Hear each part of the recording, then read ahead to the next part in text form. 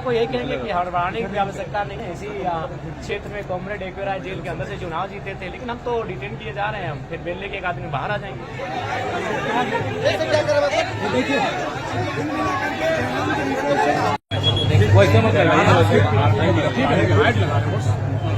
हाँ देखिए, सबसे पहली बात तो लोकतंत्र की आस्था का सम्मान करते हैं। जहाँ तक गिरफ्तारी का सवाल है, पता नहीं प्रशासन के लोगों ने चीजों को छुपा कर रखा, ये मुझे अभी तक जानकारी नहीं है। क्योंकि मैं मुझे आईडी नीचे करो आप लोग। मालूम है कि मैं प्रत्याशी चुनाव लड़ने वाला हूँ, तो केसों में कम से कम बेल ले लूँ। हालांकि झूठा केस है, सच है, वो अलग विषय है, लेकिन मैंने बाकी सारे केसों में बेल लिया। एक दो केस तो मुझ पर थे नहीं। मैं जहाँ जहाँ आंदोलन करने के लिए गया, जहाँ जहाँ छात्रों की मांग को लेकर बैठा, वहाँ मुझ पर एफआईआर हुई। तो मैंने तमाम केसों पर बेल लिया, लेकिन ना ये केस ऑनलाइन दिखता है, ना इस केस की मुझ तक किसी प्रकार की जानकारी दी गई है। तो ये मेरे हिसाब से कहीं ना कहीं साजिशें हैं और ना ही प्रतिवाद किया गया है। ठीक है, हम लोग प्रशासन और कानून का सम्मान करते हैं, कोई दिक्कत नहीं। और ये तो हमें लगता है कि डिटेन करके हमें और मजबूत बनाएंगे। हमें कोई किसकी साजिश लग रही है? ये जाहिर सी बात है, जो पॉलिटिकल हमारे जो ओपोनेंट में चुनाव लड़ेंगे, उनकी जो पार्टियां हैं, जो सरकार में बैठे लोग हैं, उनकी साजिशें हैं।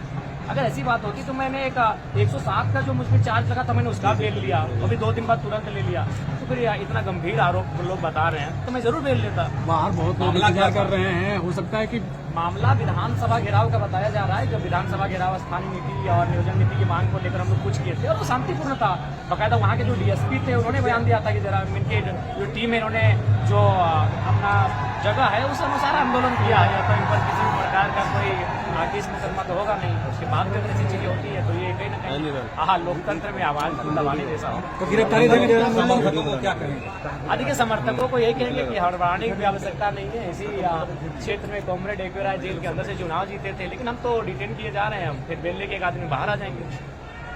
नॉमिनेशन कर लिया, आगे की क्या मतलब? आगे चुनाव जीत रहे हैं। चुनाव के लिए हमारे जो संगठन के लोग हैं गांव गांव जाएंगे और बेहतर तरीके से हमारे विचारों को प्रचार आपको लगता है बाहर में समर्थक जो है काफी उत्तेजित हैं? आपके रिटेन करने से लगता है कि माहौल बात करेंगे, और हम चाहेंगे प्रशासन में अपने समर्थकों से बात करने की अनुमति दे और हमारे सभा तक कम से कम कवरेज करें। जनसभा का अभी संबोधित करने जाएंगे आप? हम चाहेंगे प्रशासन के, देखिए क्योंकि हम डरने वाले नहीं है। मैं पहले ही प्रशासन को कहना चाहूंगा, मैं भगत सिंह को आदर्श मान के निकला हूँ, मैं शहीद सुनील महतो को आदर्श मान के निकला हूँ। मैं भगोड़ा नहीं हूँ, भागने वाला नहीं हूँ। आप अगर हम पे डिटेन तो छोड़िए, अगर गोली भी चलाएंगे तो हम सीने में खाएंगे। आप ये मानते हैं कि जब मामला था तो आपको पुलिस ने पहले अरेस्ट क्यों नहीं किया? वही सवाल है कि जिस दिन मैं नॉमिनेशन के लिए आया हूँ, तो ये बहुत दुर्भाग्य का विषय है। मैं प्रशासन से अपील करना चाहूंगा कि मेरी जो सभा है, मुझे वहाँ संबोधन करने दिया जाए, मुझे अपनी जनता को मैसेज देने दिया जाए, ताकि वो बेहतर होगा। बाकी मुझे आप रिटर्न करके ले जाएंगे, जहाँ ले जाना ले जाइए।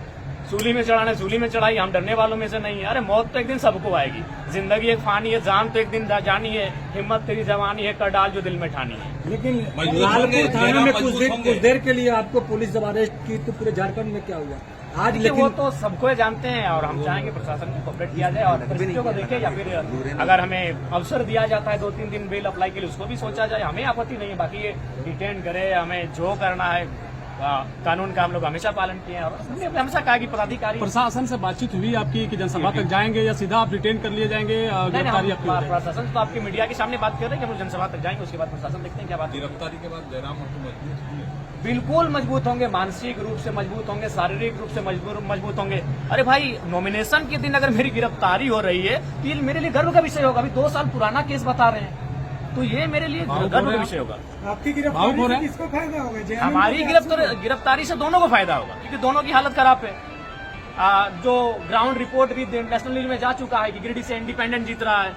देखिए, सबसे बड़ा इशू क्या है पता है?